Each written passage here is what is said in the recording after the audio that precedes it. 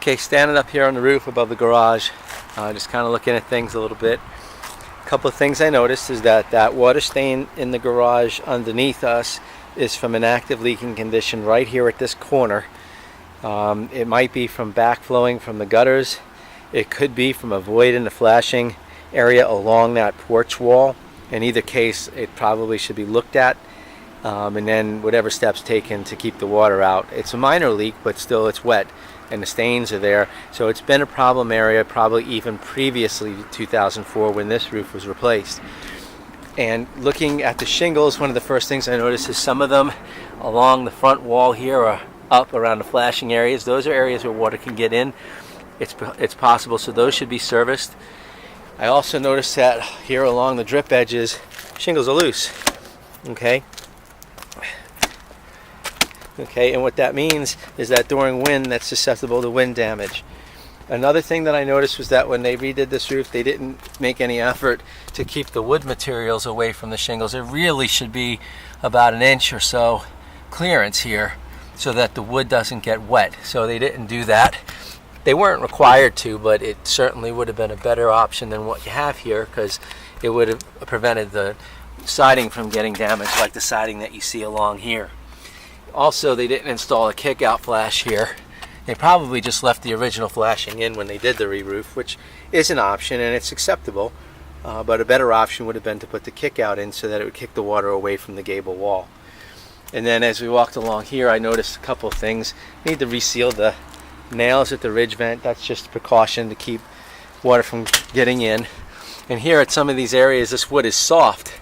Okay, it's soft because they painted over some of the rot.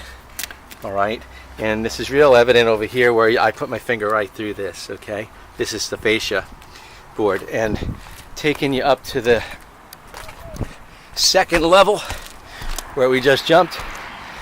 The shingles, again, the shingles look fine. All right, they seem tight for the most part. Nothing's loose. All right, on the ridge vent here at the second story, we're missing our end cap, and these nails are loose and need to be resealed. I also noticed that one of the plumbing vents, see, this house was treated for rodents, that's why you got screens over the plumbing vents, but notice there's space between the flashing and the PVC here. That's letting water just fall right in there. So when we get in the attic, we'll look for signs of leaking, but that's a potential point where water can enter.